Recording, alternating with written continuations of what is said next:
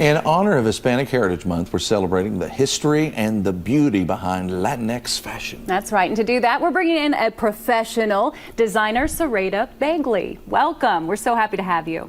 Thank you for having me. So before we dive in, I just find your history and your background so fascinating. You're from Honduras, correct? Correct. So tell me a little bit more about growing up and how you ended up here in Kentucky. Well, I grew up in two different places in Honduras. One is Puerto Cortes, which is a port near Guatemala, and the other place is La Mosquitia, which is near Nicaragua. And my grandfather is an indigenous person. He's from the group Garífunas, and I moved to live there with him. And my husband, who is an archaeologist, was in the area doing research, and we met and got married, and I ended up in Kentucky. I love it. Here you are, just a love story is how it all I know, kind of that's evolved very sweet. to get you all the way up here to Kentucky. Now tell us a little bit more about the fashion and everything that you all are working on this month especially. Well, I've been doing a lot here in Lexington as long as I've been here, which is 21 years.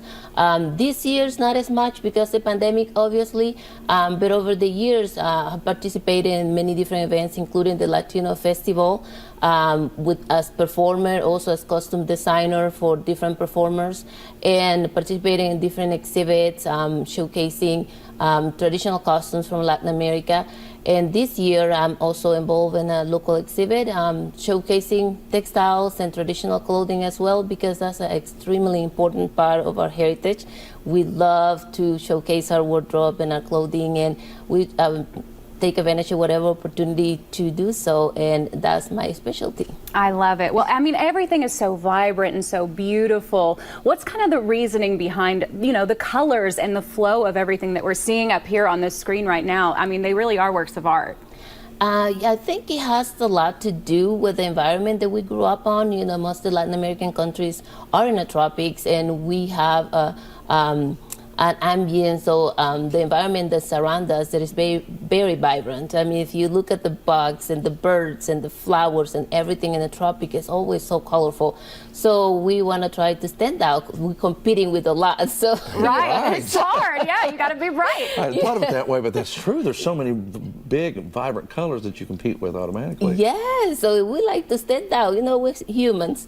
So I think that has something to do, but also it's the traditions that come from thousands of years of people exploring, you know, textiles and dyings and natural dyes and all that. So that has been maintained, and it's just part of, you know, who we are. It's being vibrant and being exciting. You know, his favorite movie is The Devil Wears Prada. I love The Devil Wears It's Prada. his favorite. And you know the speech in there where she talks about this color means this. Yes. I mean, there really is such a story behind every piece. Like, where do you draw your inspiration as a designer?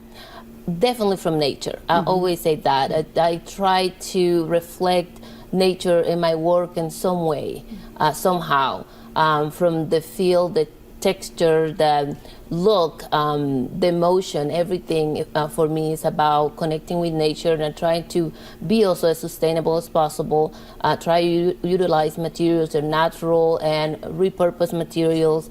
So all those elements define who I am as a designer and what I do. Well, I've loved it. I was going to say, I love all of the colors we've seen going across the screen. Tell us about some of the events really quickly that are going on for this, for the Heritage Month. There are not as many as usually are, but there's still some celebrations happening. The universities have some events. University of Kentucky has a great list of events. If you go to the Martin Luther King Center, they have a list of events happening tonight. There is a performance by a solo artist, the Singletary Center for the Arts. The Living Arts and Science Center has the Day of the Dead exhibit, which featured the work of several Latino artists, including Esmeralda Martin. She did a beautiful alebrije, which is a traditional Mexican craft. There's a really cute, actually. It's a little cat, and it's featured on their promo material. As well, the Christ Church Cathedral has the Latino Art Blend exhibit, which that's what I have some of my work, and it's a small collection, mini collection of dresses from all Latin American countries, and it's miniature dresses. I made them last year. They were sponsored by Parks and Recreations, and it's traditional costumes from all 20 23 Latin American countries, including Spain. And there are many other artists that are part of this exhibit as well. So those are some of the activities or events that I know that are happening. Yeah. And the Latino Festival have been canceled, so that's not happening, unfortunately. But that's a big event that we all participate every year. But hopefully next year we'll be back bigger and better. That's right. We want normal. That's what we want. Yeah. Yes. Soreyda, it was so good to have you with us today. Thank you so much for stopping by. Thank you so much for having me.